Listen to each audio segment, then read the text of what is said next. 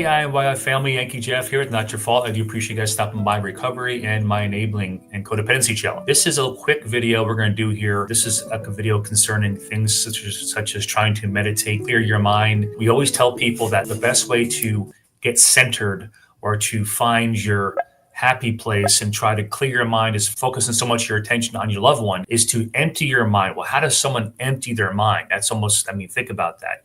Or just thinking about that is not emptying your mind. So there's a couple different tips in one day at a time. One thing I found is very helpful is something called meditation. You can focus your attention on something as banal or something as plain as a cloud. Just focus your attention on clouds or water or a flower, something that just makes you focus all your attention on something beautiful but plain, not too in depth as far as trying to think about all the problems in your life. Just focus your attention on one item. I often do the cloud. Whenever I'm laying in bed at night and I can't get my brain to shut up, you're trying to go to sleep, but your brain keeps on going.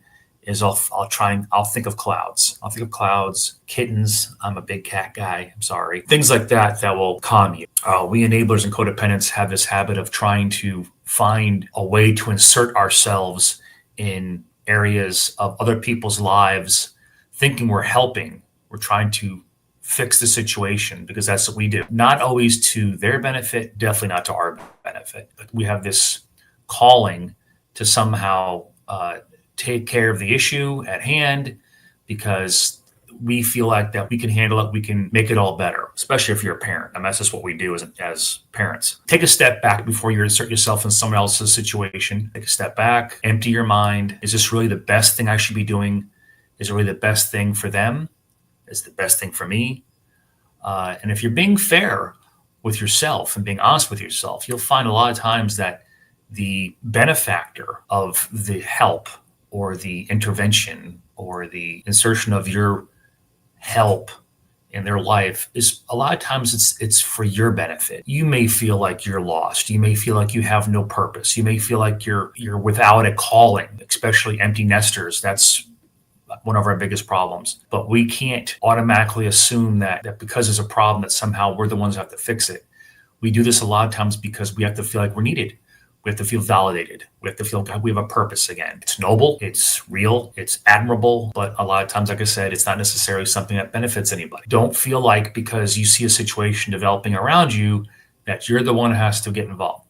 Does not mean you should ignore it and to worry the fact that if it's actually something that's affecting you directly, if it's your spouse, if it's a situation like that you just go to turn your back on it.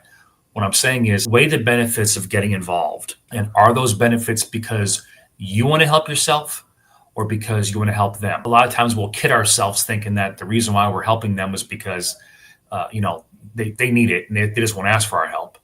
Well, let's be honest. If our ego is the one a lot of times that drives a lot of our decisions, and ego, of course, is edging God out. And we get involved a lot of times. We push God away and God can't get involved.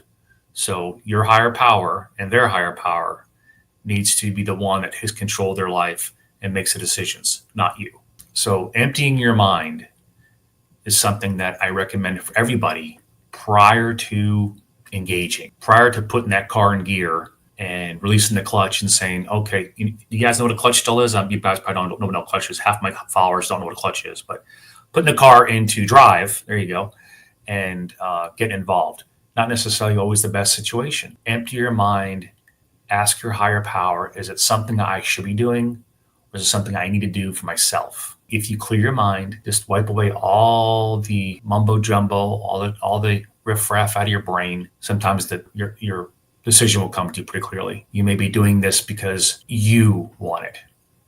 You want to be needed again. You want to be validated again. You want to be integral again. And everyone is. You'll never stop being integral. You're one of God's children. We're all created in God's image.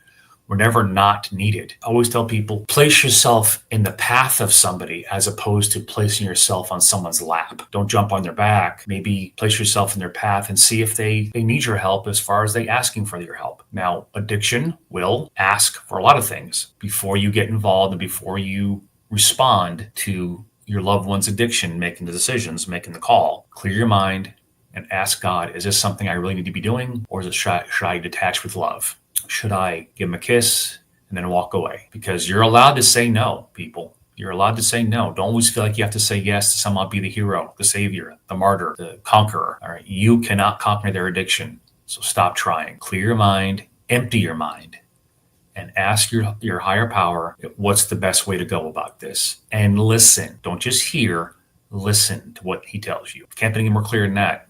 Empty your mind means just that. Don't ask God. The reason why I'm asking this, God, is because I want to help my loved one's situation. No. Because no matter what he says, you're still going to go ahead and do it the way you want to do it. What you want to do is ask God, is this something I need to be getting involved with? Simple as that. Remember, addiction will be fed. Addiction will feed itself. Addiction will find a way to get fed, whether you feed it or not. So don't feel like if you don't do it, that all hope is lost. They'll find someone else to leech off of. It's literally like a parasite. It will keep you alive long enough just to keep on getting fed. And then once it's used you and you can't give it anymore, it'll go on to somebody else. That's a great analogy of addiction. So don't lose hope. Keep the faith. Empty your mind and ask God what he wants you to do as opposed to what you want him to say that you want him to do. Hope that makes sense. Keep coming back. It works if you work it. Let it begin with you. And by all means, say a prayer for the prayerless.